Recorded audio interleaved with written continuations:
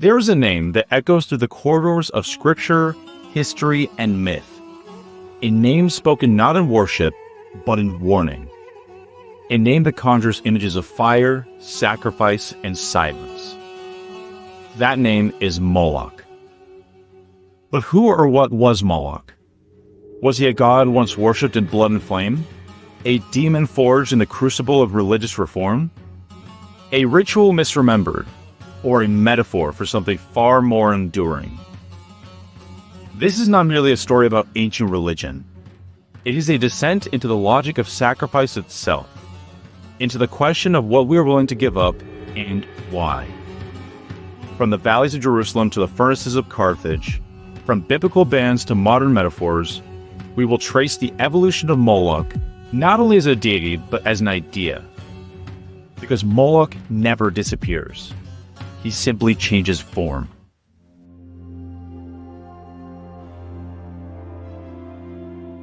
Before we can even begin to understand the rituals, doctrines, or symbolic power attributed to Moloch, we must first grapple with the name itself. And what we find is not a name at all, but a void shaped like one. A phonetic cipher laden with theology, polemic, and silence. The name Moloch, spelled Moloch in the Hebrew Bible, is constructed from the consonantal root MLK. This root is deeply embedded in Semitic languages. In Hebrew, it gives rise to Melech, meaning king. In Ugaritic, Phoenician, and Punic contexts, MLK appears in inscriptions denoting rulership, divine or royal. In Akkadian, Malku can signify not only a king or prince, but also a psychopomp, an emissary of the underworld. The biblical vocalization Moloch is no mere derivation. It is a result of Kethid-Kiri substitution, a scribal convention in which one word is written, Kethib, but another is read aloud, Kiri. In this case, the consonants MLK are fused with the vowels of Boshet, the Hebrew word for shame. The result is a hybrid form. Moloch, a name that is simultaneously uttered and condemned. This linguistic strategy is not unique to Moloch. It was applied to other deities Israelite religion came to view as threats.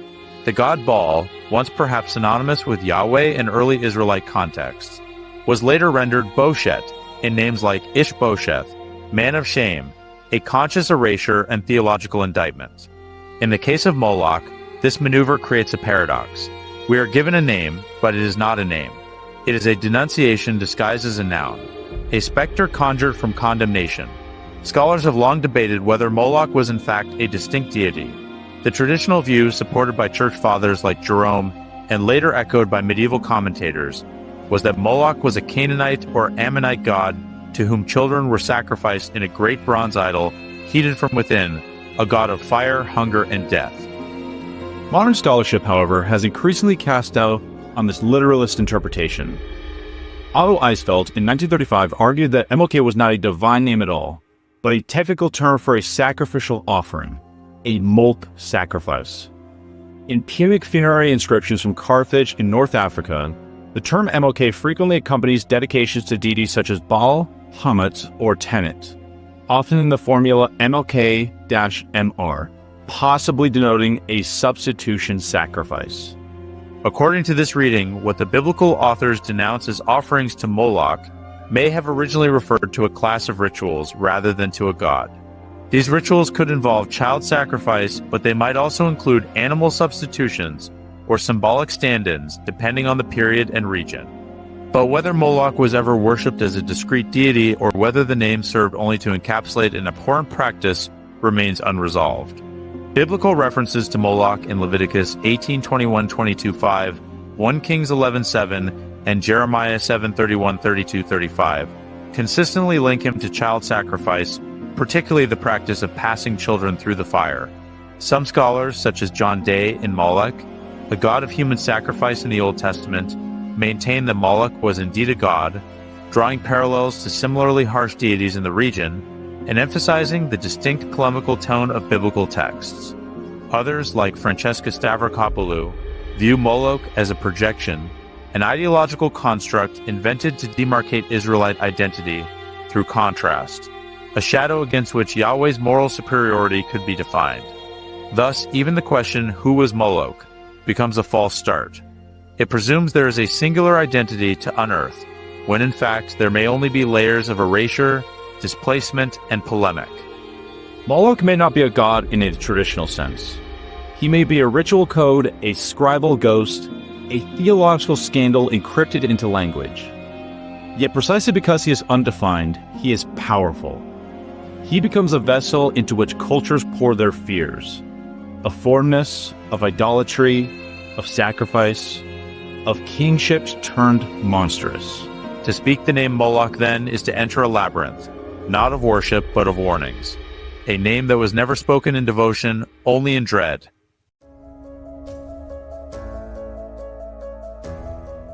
In the ancient world, sacrifice was not only expected, it was sacred. To offer something to the gods was to participate in the maintenance of cosmic order, to align oneself with the divine will. Grain, wine, incense, animals, these were standard. But in the shadowed margins of ancient Near Eastern religion, one offering stood apart: the child.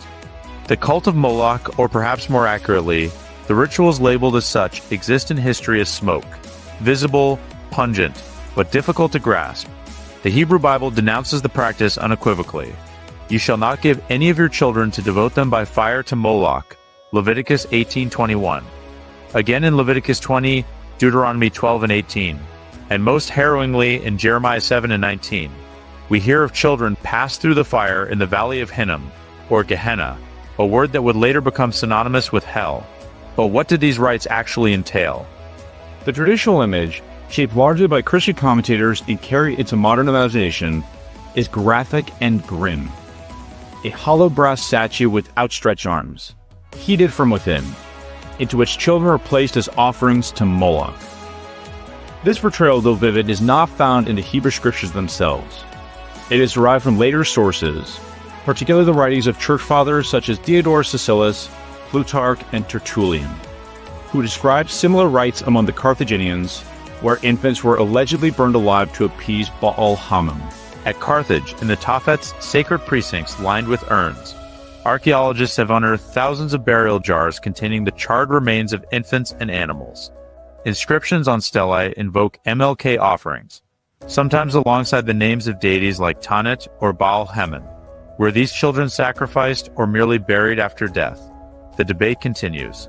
Some scholars, such as Lawrence Steger and Joseph Green, argue that the archaeological evidence points to ritual infanticide, a continuation of the Moloch sacrifice condemned in Israelite texts.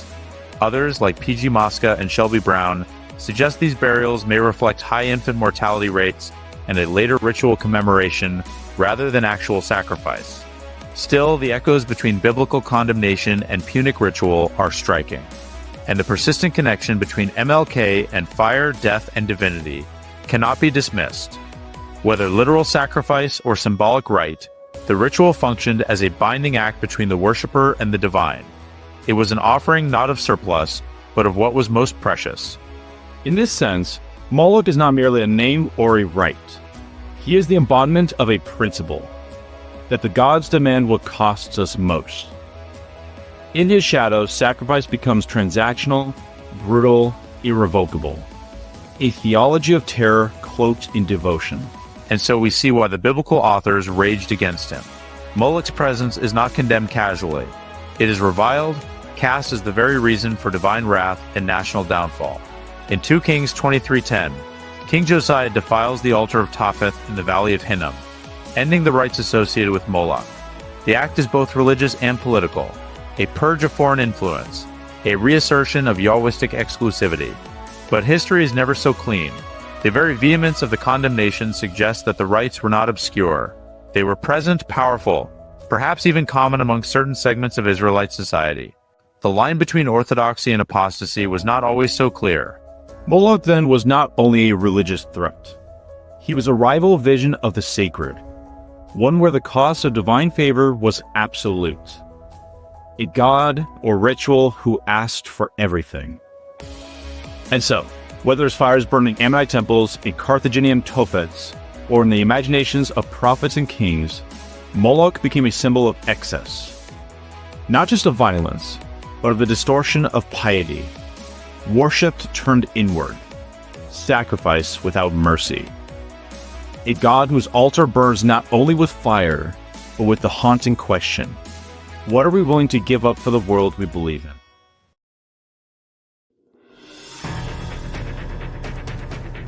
Religions of antiquity were never entirely private.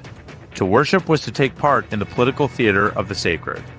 Gods were not separate from the state, they were its foundation.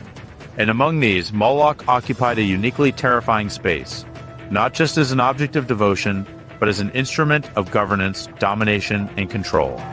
In the biblical imagination, Moloch worship is repeatedly tied to kingship. In 1 Kings 11:7, we are told that Solomon, renowned for wisdom, built a high place for Moloch, the abomination of the Ammonites. This detail is not incidental, it is an accusation. In allowing such worship, Solomon, archetypal king, subverts the covenantal order. He legitimizes a cult that the Deuteronomistic historians associate with tyranny, idolatry, and national corruption. But what exactly made the cult of Moloch a threat to the state? The answer may lie in what Moloch demanded. Sacrifice, true costly sacrifice, was not simply religious. It was political. To offer one's child to the flames was an act of utter submission. It was a relinquishment of future, of lineage, of self-interest. And when such acts are normalized, ritual becomes a mechanism of state discipline. It breeds citizens whose loyalty has no boundary. If one is willing to give up their child, what would they not give up?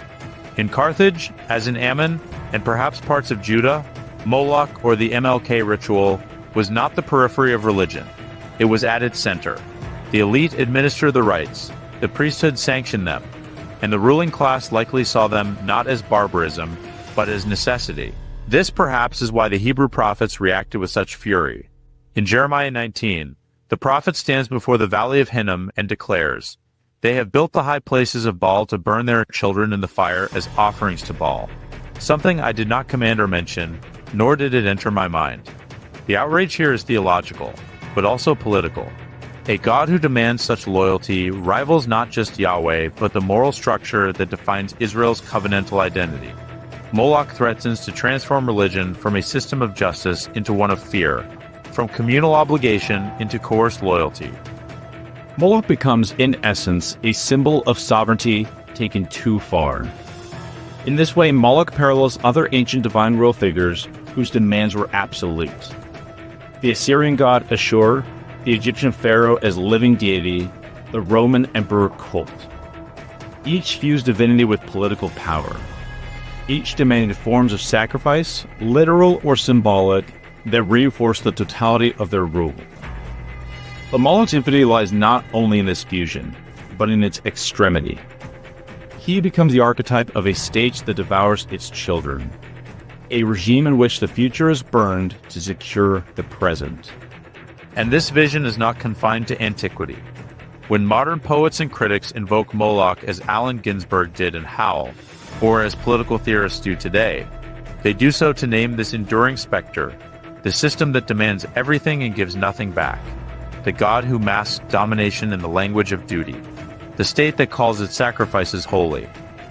So while Moloch may have once stood in Ammonite shrines or Carthaginian altars, he now lingers in bureaucracy, in militarism, in any institution that treats human life as expendable for a cause it refuses to question. He is not simply a god of fire. He is the god of institutionalized sacrifice.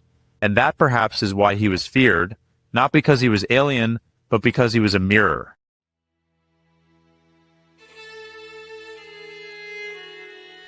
To speak of Moloch is inevitably to speak of place. His cult, whether real or reconstructed, was not merely a theological aberration, but a geographic wound, burned into the land itself. And nowhere does this wound run deeper than in the valley of Hinnom, known in Hebrew as Geh Hinnom, and later in Greek as Gehenna. This narrow ravine skirts the southern edge of ancient Jerusalem. Today it lies beneath roads and gardens, but in the biblical imagination, it smolders eternally. It is the place where they built the high places of Baal to burn their children in the fire. Jeremiah 19:5. The name Topheth, derived perhaps from the Aramaic for hearth or drum, was the site within Gehenna where the sacrifices were believed to occur. The drum is significant. Later traditions suggest that drums were beaten during the rituals to drown out the cries of children, an assertion impossible to verify but potent in its horror.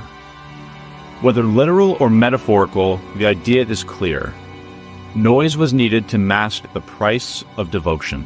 But Topheth was not just a ritual space, it was a boundary, a liminal zone outside the city walls, near but other. It symbolized that which Jerusalem could not assimilate, and which it eventually sought to repudiate. In 2 Kings 23, King Josiah defiles Topheth as part of his sweeping religious reforms. The act is more than political, it is symbolic warfare. By desecrating the site, he signals the rejection not only of foreign cults, but of a theology in which God demands annihilation. It is the attempt to erase a place that had become a theological contradiction. Yet erasure rarely succeeds. Instead, Gehenna is transformed. By the time of the Second Temple period, Gehenna evolves from a physical site into a metaphysical concept. The Book of Enoch and other intertestamental writings reimagine the valley as a place of eschatological punishment, a furnace where the wicked are cast at the end of days. In the Gospels, Jesus uses Gehenna more than a dozen times, not as a metaphor, but as a warning. Do not fear those who kill the body, he says, but fear him who can destroy both soul and body in Gehenna. Matthew 10:28. The valley becomes hell, and so the landscape that once bore the smoke of sacrifice becomes the prototype for eternal judgment. Not because of what it is, but because of what it meant. Gehenna is the culmination of human horror, a place where the sacred was twisted into its opposite. In this transformation, Moloch is not redeemed but repurposed. He is no longer a rival god, but a symbol of what happens when the divine is severed from mercy, when ritual becomes terror, when the land itself remembers the cries its people tried to silence. Topheth becomes a cautionary tale, written not in scripture alone, but into soil. And Gehenna, a valley once burning with offerings, burns still. Not with literal flame, but with the memory of what religion can become when it forgets its center.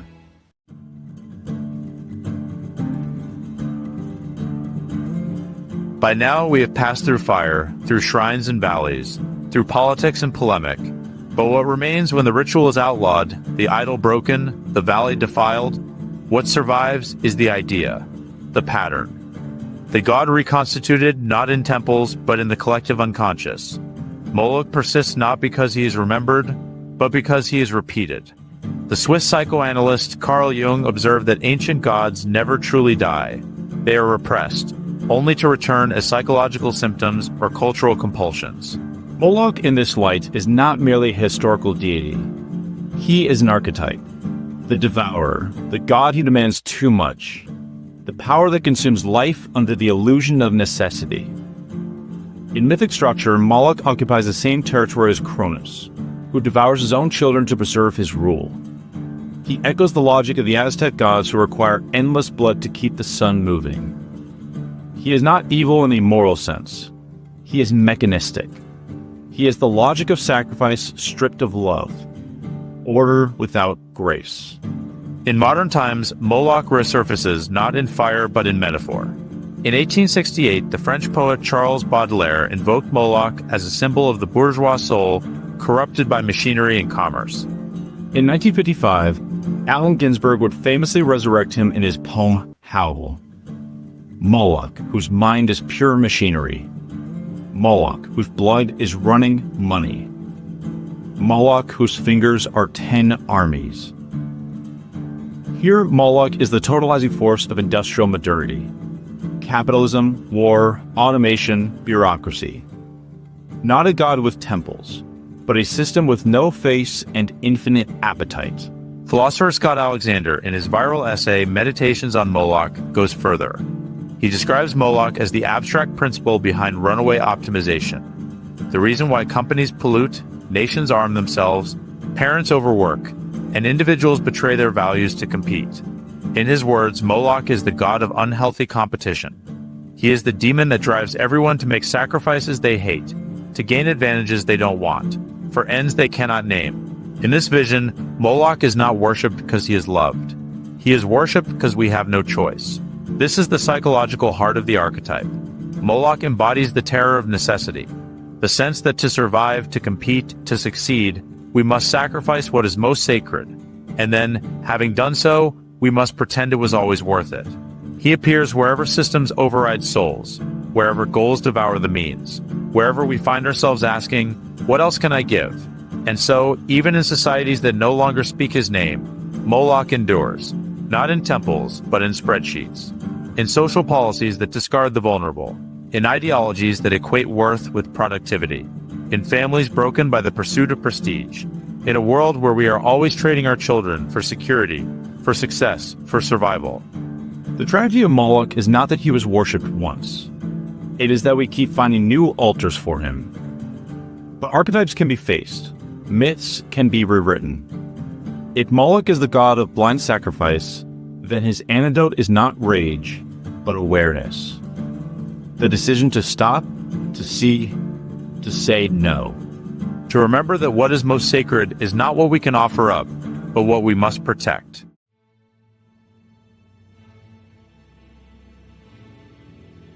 As civilizations shift and cultures reconfigure their moral cosmologies, gods do not die, they transform.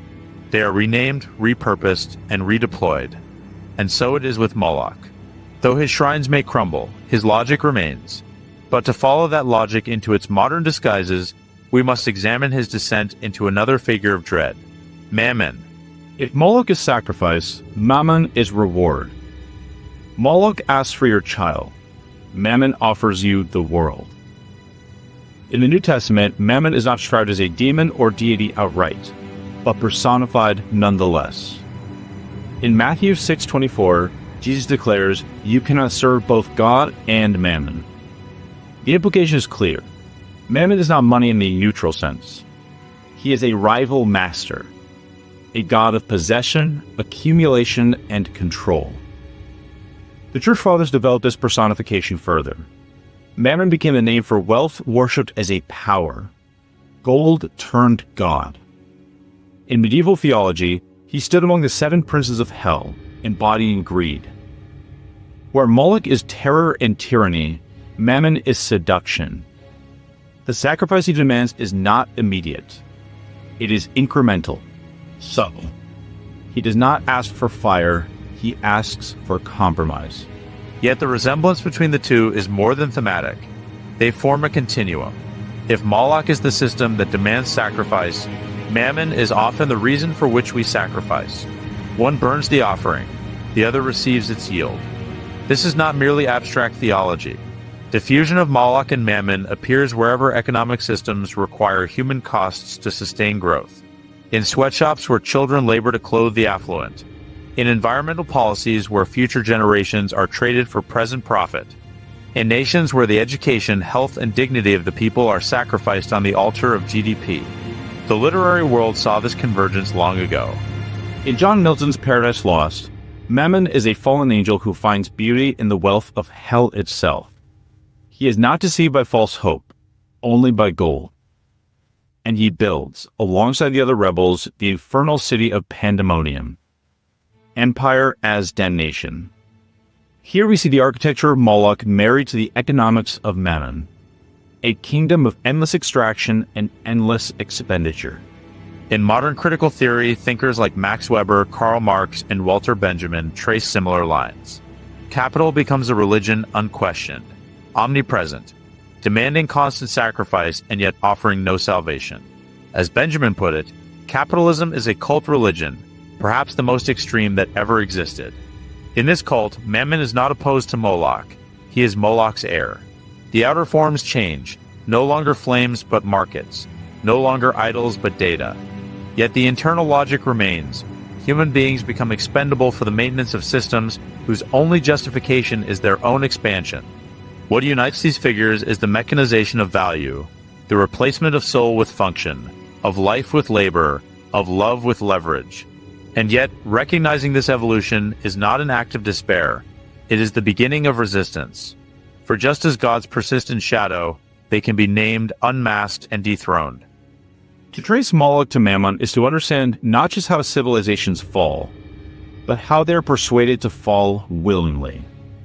The question that arises now is not simply what do these gods demand, but why do we keep giving them what they want?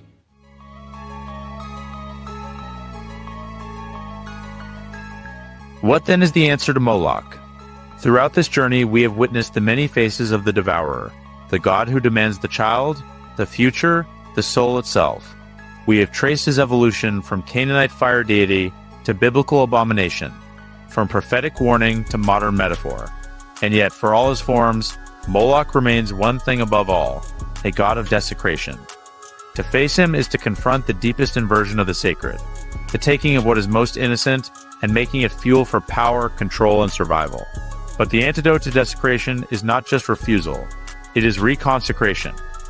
In mythic and psychological terms, the child is not merely a symbol of biological lineage. It represents potential, creativity, hope, vulnerability. It is the soul before it learns to armor itself. To reclaim the sacred child is to remember what we were before the world demanded we burn our wonder for the sake of utility. The biblical texts that condemn Moloch are not only polemics against ancient rites, they are cries for a different kind of world, one in which the child is not sacrificed but protected, where the future is not traded for the present, where divinity is not measured in fire but in mercy. This motif surfaces across cultures. In the Hebrew Bible, the figure of Isaac, bound on the altar by Abraham, becomes the test case for sacrifice, and in that moment the divine intervenes. The knife is stayed, the child is spared. It is as if the text itself declares, the time for human sacrifice has ended. In Christian theology, this pattern is inverted but echoed. Jesus becomes the sacrificed son, but unlike Moloch's victims, his death is not demanded by a capricious god but offered willingly to break the very system of sin and death that Moloch represents. His resurrection is not a return to the old order, but a rupture, a new creation. Even in modern psychology, the image of the inner child remains central to healing. To reclaim that child is to restore the part of the self that still believes in joy, connection, and meaning beyond survival. It is to resist the logic of Moloch not by denying sacrifice, but by refusing to offer what is sacred on altars of fear.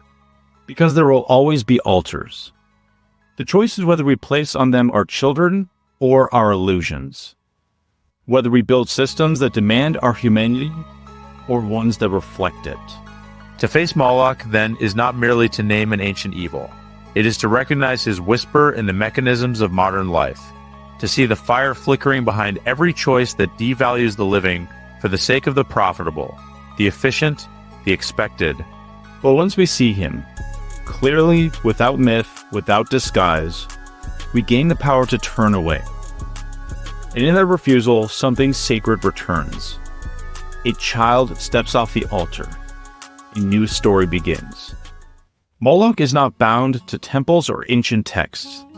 His fire burns wherever life is made expendable, wherever the vulnerable are offered up in the name of power, progress, or preservation. But this story does not end in fire. It ends in a choice. We are no longer bound by the altars of old. The rituals can be broken. The god can be refused. And in that refusal, the sacred returns, not in thunder, but in the quiet insistence of what must be protected. A child, a future, a soul. To reject Moloch is not simply to condemn the past. It is to reclaim the right to imagine the world where what is most human is no longer sacrificed. The altar is still there, but so is the choice to walk away.